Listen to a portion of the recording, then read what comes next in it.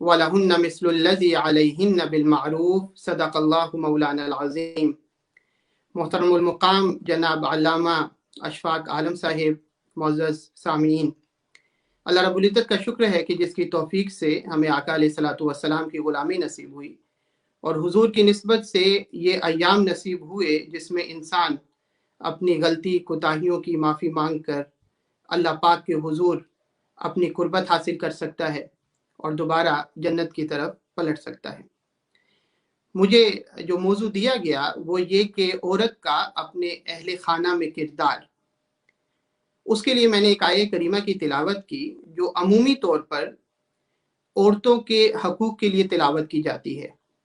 जिसमें अल्लाह रब्बुल इज़्ज़त ने इरशाद फरमाया वलहुन्न मिस्लुल्लज़ी अलैहिन्न बिलमारूफ,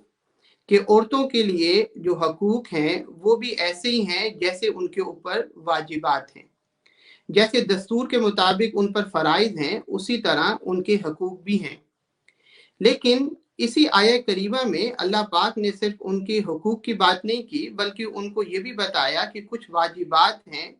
जो उन पर हैं जिसको उन्होंने अपनी ज़िंदगी में पूरा करना है। उसी पूरे करने पर अगर वो सही तरह उस इम्तिहान में कामयाब हो जाएंगी तो हमारी कुर्बत नसीब हो जाएगी, उनको जन्नत में आला मुकाम मिलेगा। और ये वही जन्नत है जिसके लिए उसी औरत के बारे में आका अलैहिस्सलातु वस्सलाम ने कहा था कि ये जो मर्द हैं तुम्हारे बेटे की शक्ल में, तुम्हारे औलाद की शक्ल में, इन तुम्हारे पाँव के तले इनकी जन्नत है। अब तुम पर है कि इनकी तरबियत करके इनको जन्नती बना दो और तुम पर है कि इनकी तरबियत ना करके इनको दोज़ख का ईंधन बना दो। तो इस आयत करीमा में कुछ वाजिबात हैं, कुछ ड्यूटीज हैं जो अल्लाह पाक ने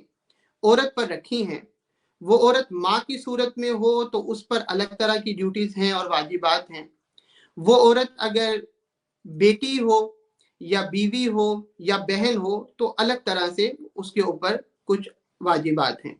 लेकिन मेन जो वाजिबात हैं वो या तो माँ पर होते हैं या बीवी पर होते हैं, और बाद में वो बेटी और बहन जिसको कुछ ना कुछ किरदार अदा करना होता है। लेकिन अल्लाह पाक की तरफ से जो जिम्मेदारी है वही बेटी और बहन शादी के बाद जब बीवी बनती है और माँ बनती है तो उस तरह उसके ऊपर भी फिर वही वाजिबात आ जाते हैं जो पहले से माँ और बीवी पर हुआ करते हैं। मैं चंद मिसालें कोई नई नहीं दूंगा, वो बातें जो ऑलरेडी आपने सुन रखी हैं और टाइम की किल्लत की वजह से मैं उन बातों में से इशारा आपको कर दूंगा और बाद में उसमें से आप खुद सबक उसका इस्तेमाल कर सकती हैं कि इससे क्या सबक हासिल हो सकता है। वो ये है कि अल्लाह पाक ने जब कुरान पाक में एक तो औरत को बता दिया कि उसके कुछ वाजिबात हैं और उन वाजिबात के लिए आका अलैहिस्सलातु वस्सलाम ने अपना फरमान सादिर फरमाया। बुखारी शरीफ में हजरत अब्दुल्ला इब्न उमर रदियल्लाहु ताला अन्हु से रिवायत है, वो फरमाते हैं अन्ना रसूलुल्लाह सल्लल्लाहु अलैहि वसल्लम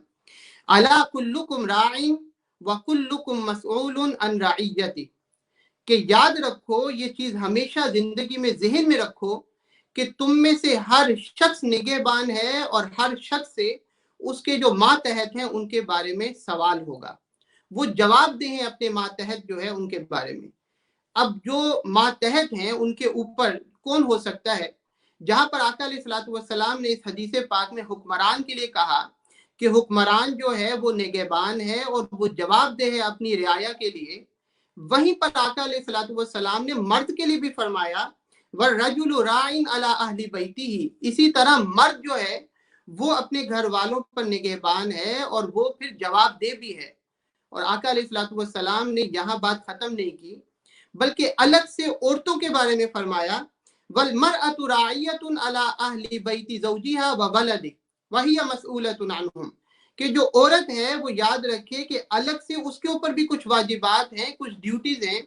और वो भी निगहबान है अपने शोहर के अहले खाना पर और उसकी औलाद पर, और उसने क़यामत वाले दिन उसके जवाबदेह होना है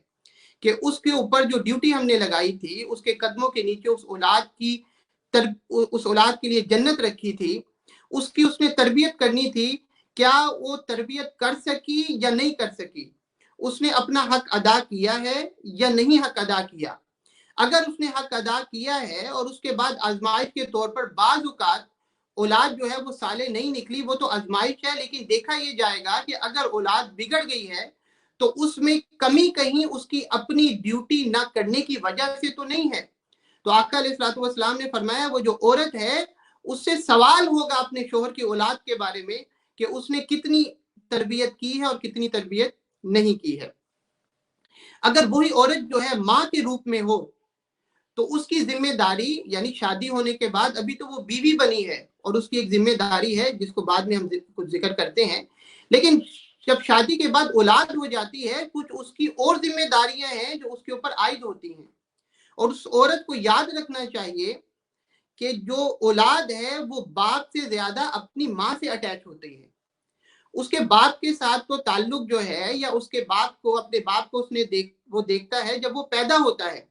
وہ آنکھ کھولتا ہے تو اپنے باپ کو دیکھتا ہے، لیکن اس سے اس کی ماں کا جو تعلق ہے وہ تو پیدا ہونے سے 9 ماہ پہلے سے چلا آ رہا ہوتا ہے۔ اس کا تعلق اپنی ماں سے جتنا ہوتا ہے اتنا باپ سے نہیں ہوتا۔ اس وجہ سے آقا علیہ الصلوۃ والسلام نے فرمایا کہ 4 ماہ کے بعد تو روح پھونک دی جاتی ہے، اور 4 ماہ کے بعد وہ بچہ پیٹ میں وہ باہر سے آوازیں بھی سنتا ہے، وہ اپنے دادا دادی کی آواز سنتا ہے، وہ اپنے باپ کی آواز سنتا ہے، وہ جو کچھ جس ماحول میں اس کی ماں رہ رہی ہوتی ہے وہ آوازیں سنتا ہے، ان سے وہ مانوس ہو جاتا ہے۔ وہ ماں اگر درود پاک پڑھ رہی ہے، وہ قرآن کی تلاوت کر رہی ہے، وہ قرآن پاک کی تلاوت سن رہی ہے، وہ ان آوازوں سے مانوس ہے، اور اگر وہ یہ چیزیں نہیں سن رہی بلکہ اس کے علاوہ جو چیزیں لوگ سنتے ہیں وہ سن رہی ہے تو وہ ان آوازوں سے مانوس ہوتا ہے، اور پیدائش کے بعد اس کا اثر ہوتا ہے۔ اور یہ تو سائنس نے یہ تجربہ بھی کر لیا ہے کہ وہ بچہ جس کی ماں کو گانے سنوائے گئے، میوزک سنوایا گیا، پیدائش کے بعد جب وہ روتا ہے تو اس کو وہی میوزک، وہی آواز سنائی جائے تو وہ خاموش ہوتا ہے کیونکہ اس کو مانوسیت ہوتی ہے۔ اور اگر اسی بچے کی ماں جو ہے جس وقت اس کا بچہ اس کے پیٹ میں ہے وہ درود پاک پڑھتی ہے، وہ قرآن پاک کی تلاوت سنتی ہے، وہ نعتیں سنتی ہے، وہی آواز جس سے بچہ مانوس ہوتا ہے، پیدائش کے بعد اگر وہ رو رہا ہو تو اس کو سنائیں تو وہ پھر خاموش ہو جاتا ہے کیونکہ اس کو پہلے سے ہی ان آوازوں سے مانوسیت ہوتی ہے۔ تو یہ جو کردار ماں کا ہوتا ہے، اس بچہ جب اس کے پیٹ میں ہوتا ہے تب سے لے کر اس کی پیدائش چھوٹے ہوتے سے سٹارٹ ہو جاتا ہے، اور وہ جیسا کردار ادا کرتی ہے اس کا اثر اس کی اولاد پر ہوتا ہے۔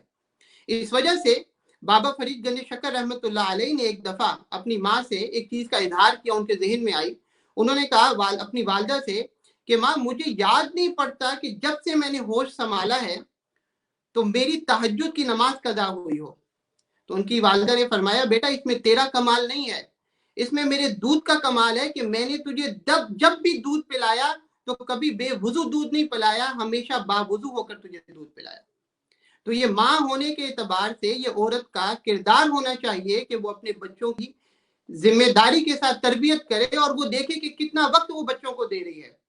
کھانا کھلانا، کپڑے دھونا، کپڑے خیال رکھنا، بستر کی صفائی کرنا وہ اپنی جگہ ہے، لیکن ان کی جو اخلاقی تربیت ہے وہ کس حد تک اس پہ محنت کی جا رہی ہے۔ تو ماں ہونے کے اعتبار سے اس کو دیکھا جائے۔ اور حضرت انس رضی اللہ تعالی عنہ، میں صرف مثال آپ کو دے رہا ہوں کہ ماں کا اثر باپ سے زیادہ ہوتا ہے، تو ماں کی زیادہ ذمہ داری بنتی ہے کہ وہ اپنی اولاد کی تربیت کرے، اس کو وقت دے۔ حضرت انس رضی اللہ تعالی عنہ چھوٹے بچے تھے، اور ان کی والدہ جو ہیں ام سلیم وہ مسلمان ہو گئی تھی، ان کے والد مسلمان نہیں ہوئے تھے۔ تو ان کی جو والدہ تھی انہوں نے حضرت انس کو فرمایا، ان سے کہا کہ آپ پڑھو لا الہ الا اللہ، جس طرح ہم اپنے بچوں کو کلمے سکھاتے ہیں، کوئی اچھی بات سکھاتے ہیں، چھوٹے ہوتے ہیں ان کو رٹواتے ہیں، تو انہوں نے کہا اپنے بیٹے سے، حضرت انس سے، چھوٹے تھے، کہ پڑھو لا الہ الا اللہ۔ اس وقت ان کے والد بھی ادھر تھے جو مسلمان نہیں ہوئے تھے، تو انہوں نے اپنی بیوی کو یعنی ام سلیم کو، حضرت انس کی والدہ کو کہا کہ تم خود تو بے دین ہو گئی ہو، یعنی ان کے نزدیک مسلمان ہونا بے دینی تھی۔ انہوں نے کہا تم خود تو بے دین ہو گئی ہو، میرے بچے کو بھی خراب کر رہی ہو، اور اس کو بھی بے دین کرو گے تو یہ نہیں پڑے گا۔ لیکن کیونکہ ام سلیم نے کہا تھا ان کی والدہ نے، تو حضرت انس نے پڑھا لا الہ الا اللہ، کیونکہ بچہ جو ہے وہ ماں کے ساتھ زیادہ اٹیچ ہوتا ہے، ماں کا اثر ہوتا ہے۔ کبھی دو باتیں ہوں تو باپ کی بھی بات ہو، ماں کی بھی بات ہو، تو بچہ ماں کی طرف جاتا ہے۔ آپ حضرت نوح علیہ السلام کا واقعہ پڑھ لیں قرآن پاک میں، حضرت نوح علیہ السلام کا بیٹا نبی کا بیٹا ہو کر وہ ایمان نہیں لایا، کیوں؟ کیونکہ اس کی ماں ایمان نہیں لے کر آئی تھی۔ यानी माँ का इतना असर होता है कि उसकी माँ ईमान नहीं लाई तो वो बेटा भी अपनी माँ की तरफ गया और वो भी ईमान नहीं लेकर आया। और फिर आगे माँ के बाद एक हैसियत औरत की होती है बीवी की। वो बीवी की हैसियत क्या है, उसमें उसको क्या किरदार अदा करना चाहिए, इसके लिए हमारे पास सबसे बड़ा रोल मॉडल वो हजरत खदीजा रज़ियल्लाहु ताला अन्हा की जात है। आपने हदीस बेशुमार बारी ये सुनी होगी, लेकिन इसमें से जो नुक्ता मैं आपको बताना चाह रहा हूँ वो ये कि आका अलैहिस्सलातु वस्सलाम जब गारे हिरा से तशरीफ लेकर आए पहली वही के बाद, और आका अलैहिस्सलातु वस्सलाम ने, हुजूर को परेशानी थी कि अल्लाह पाक ने जो बोझ मुझ पर उम्मत का डाला है, मैं इसको, उसकी फिक्र थी कि मैं उसको पूरा करूं। तो हजरत खदीजा रज़ियल्लाहु ताला अन्हा ने आगे जो तसल्ली हुजूर को दी, फरमाया कि अल्लाह पाक आपको कभी भी रुस्वा नहीं करेगा। और आगे क्यों नहीं करेगा, आगे क्या बताया, अब वो सुनने से पहले हमें देखना चाहिए कि हम अपने शोहरों के साथ इस मौके पर क्या करती हैं। अगर हमारा शोहर बाहर से आए और आकर कोई गलती कर आए, कोई नुकसान हो जाए, कोई परेशान हो, और हमें पता हो कि उसकी अपनी गलती की वजह से हुआ है या वैसी हो गया है, तो उसको तसल्ली नहीं देती, बल्कि बाज़ औक़ात हम आगे से कहती हैं, भी हमने तो तुम्हें कहा था, तुमने तो ऐसा ही करना था और नुकसान होना था। नहीं, ऐसे मौके पर जो सुन्नत है वो क्या है हजरत खदीजा की औरतों के लिए, वो ये है कि जब शोहर बाहर से आए या परेशान हो या किसी बात पे मशवरा ले, तो उसको आगे से उस शोहर की जो क्वालिटीज हैं वो बताई जाएं। ये नहीं है कि जो उसकी कमियां हैं वो बताई जाएं।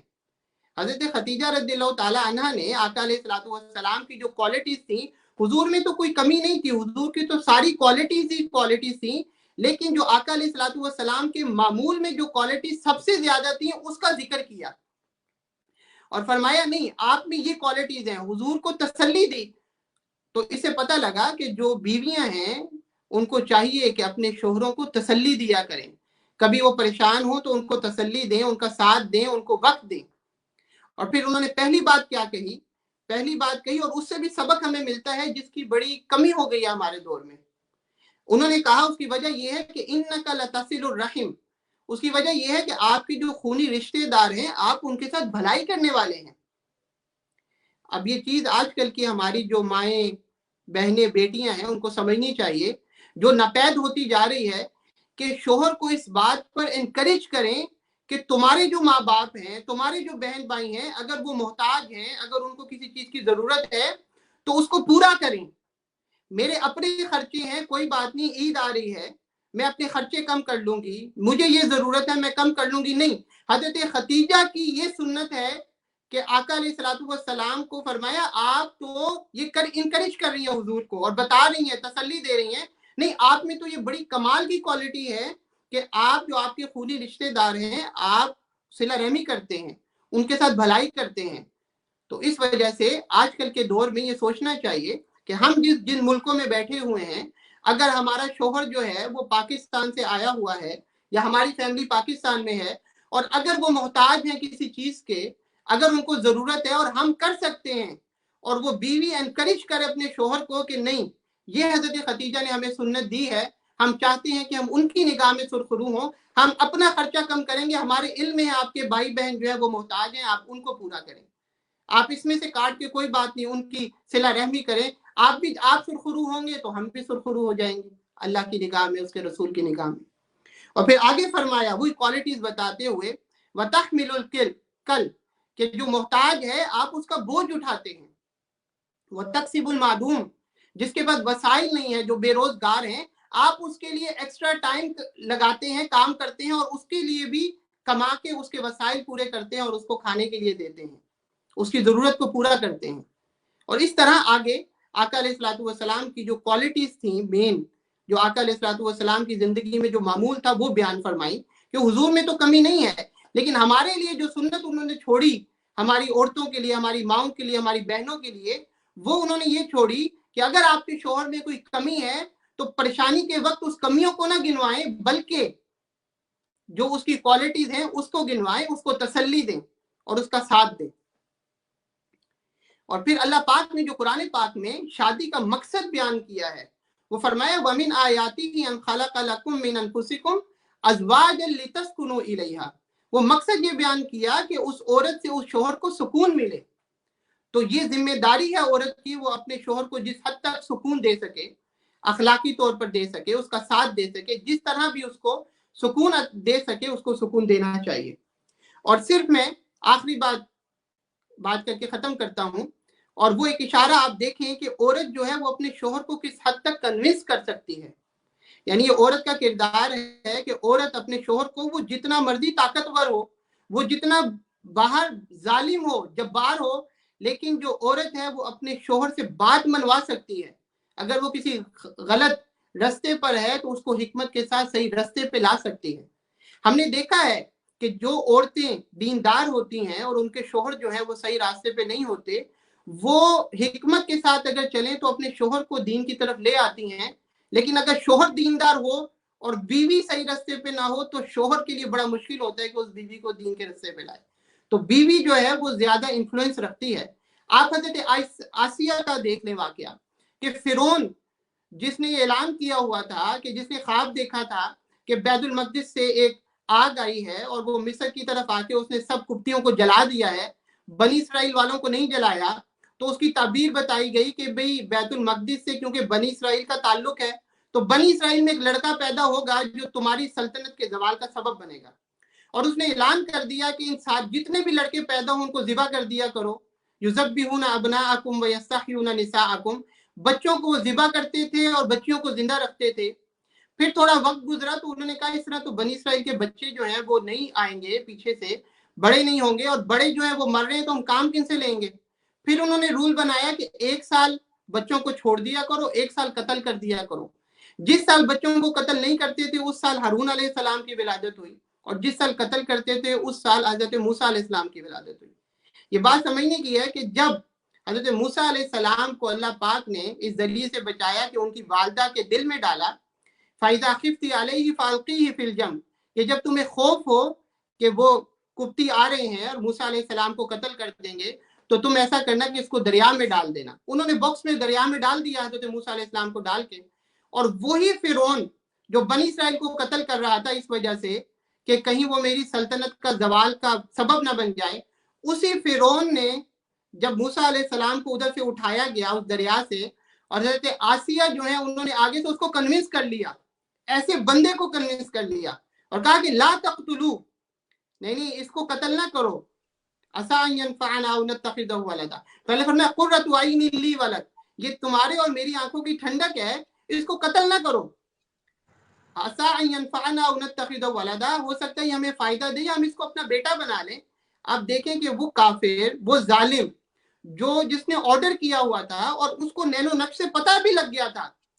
فرعون کو کہ یہ مصری نہیں ہے، یہ قبطی نہیں ہے، یہ بنی اسرائیل کا ہے، بچے کی نینو نقش سے پتہ لگ جاتا ہے، لیکن اس کے باوجود حضرت آسیہ نے اس کو کنونس کر لیا۔ تو بیوی کا بڑا اثر ہوتا ہے شوہر پر۔ یہ بیویوں کو چاہیے